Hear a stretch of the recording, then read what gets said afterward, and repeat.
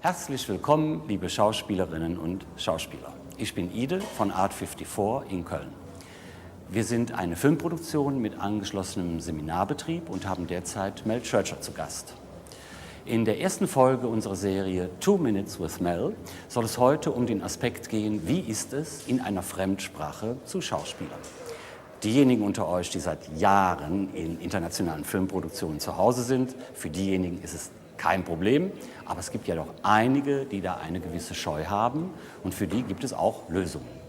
Solltet ihr auch interessante Fragen an Mel haben, könnt ihr die mir schicken an meine E-Mail-Adresse oder auf unsere Webseite art54.de oder auf unserem Facebook-Account.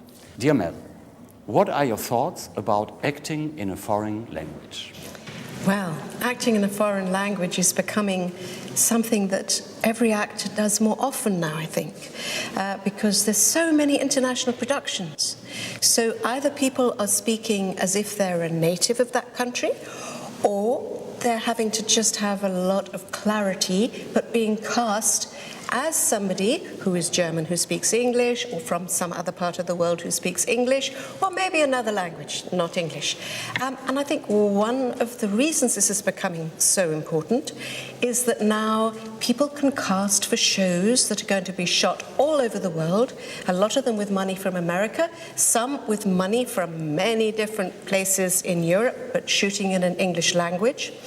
And often the castings are done by e-casting, self-taping, and so this has become quite a burning question. How do you work in another language? Well, of course you want to try to make your new language, let's make it English for the sake of argument. It could be American English, British English, they're different. And you want to practice, of course you do. Unless they want, which has just happened to me with a German actor. She got cast to play a German in a big British period drama being shot at the moment. Then they wanted her accent, but clearer. So there are many versions of this. But anyway, you're going to practice, either to make it clearer or to acquire the sound of the English or the American. But it mustn't get in the way of your acting, because the reason they've chosen you, or the reason that they're going to choose you from your audition, is because of your wonderful energy and charisma and your acting. So I really suggest that unless you're given a little note about one word, you try to do the two things separately.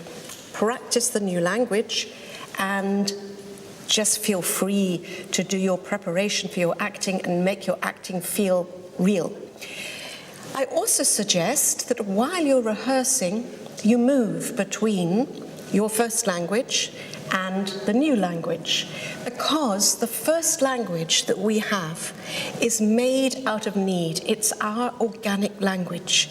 It's the language as a child that we begged our mother not to leave us, that we asked for food, that we screamed, we shouted, we had a tantrum in the supermarket.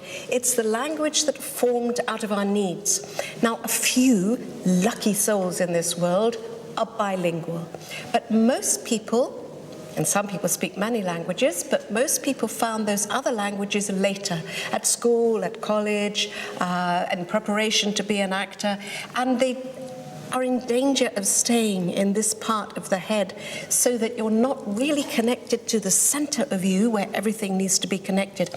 Also, accents carry baggages, like when my American great stars come and I help them to sound English for a movie. Sometimes they carry stereotypical baggage about the language. They don't think that they can be a drunkard or a whore or a really violent person. If they're using English, they want to get very nice and very polite and stay standing in queues, which of course is only one little part of our national heritage. We too can be all those wicked things as well. So if you practice between the languages, it grounds it, you feel that, you can be free. And I really, really suggest that. I once worked with a very charismatic, wonderful Spanish actor we'll call her actress because that's her age, and she works in a lot of languages. She lives in France, French, Italian, Spanish. She said to me, Mel, I need some help. I cannot act easily in English because I have never had an English lover. Well, your other solution would go and have a lot of English lovers, but much quicker and simpler is just to move in and out of your language and the new language. Is that it? Anything else I can tell you? But there are more things, of course there are. But that's a starting place. Keep the practice separate from the acting as much as you can. It will feed in with osmosis. It won't get in your way. And always when rehearsing, especially on your own, when you're preparing, move between your language and the new language until you feel free in it.